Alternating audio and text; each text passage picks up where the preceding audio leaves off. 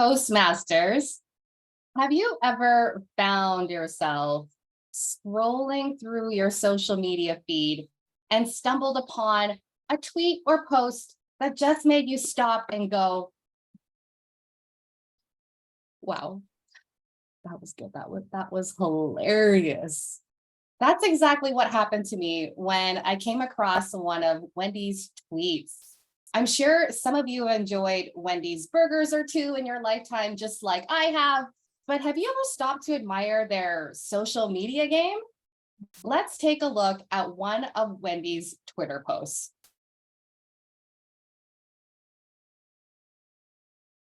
When I first came across this on my social feed, the words they've been telling us this whole time at the top caught my attention. At first, it seemed out of context, but it sparked some intrigue. In fact, I thought it was a tweet from McDonald's, but a closer look reveals that this is an actual tweet from Wendy's taking a lighthearted jab at its good old competitor, pointing out to us that McDonald's own jingle calls them out for not being so tasty after all. I thought this was brilliant. Are you kidding me?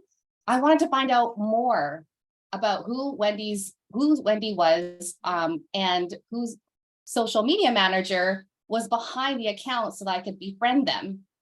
Then I spent the next hour devouring every tweet on Wendy's feed. Diving into Wendy's social media reminded me of an old adage. It's not what you say, it's how you say it. And while this may seem like a simple statement, our communication style, and in my line of work, it's called our brand voice, can either have a profound effect on you being remembered or forgotten. I'm going to share with you today 3 lessons I've taken away about public speaking from Wendy's Twitter feed. First and foremost, the brand voice is sassy. It's witty.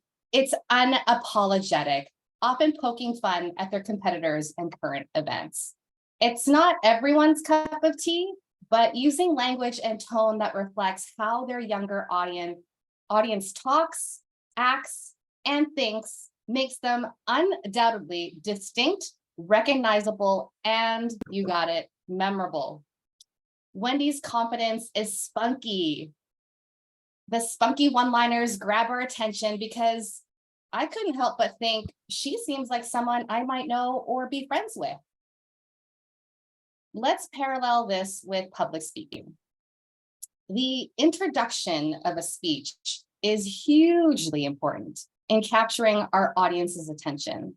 With the first few words, the audience is passing judgments. They question your motive, possibly your intelligence, and whether or not they want to sit here and listen to you for another 5 to 7 minutes, or jump on TikTok based primarily on the perception of your voice and the first few words. Knowing your audience's interests and aspirations, like Wendy's knows theirs, allows us to craft our own punchy impression that can beat out the public speaker's pesky competitor, iPhone.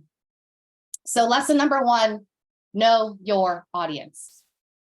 Secondly, Wendy's brand voice is not only consistent, but it's also relevant and relatable.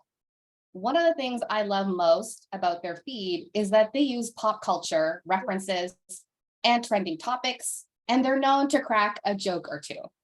Their sometimes ridiculous sense of humor has become legendary on social media. And by using this witty kind of humor, it shows they understand and connect with their audience, because based on engagement, Wendy's knows exactly who they're making content for and how to talk about them. As public speakers, we need to build the context to why people should listen to us in the first place. We can take a page from Wendy's playbook and use relatable cultural anecdotes, humor, and metaphors to be more likable, build trust, and be, you got it, memorable. Lesson number 2, be relevant and relatable. Lastly, Wendy is not a friend. I should Wendy. However, I'm going to say Wendy's because it's an actual establishment. Wendy, I mean, she's the girl behind the account, right? Uh, Wendy's is not afraid to take risks or be creative in their brand voice.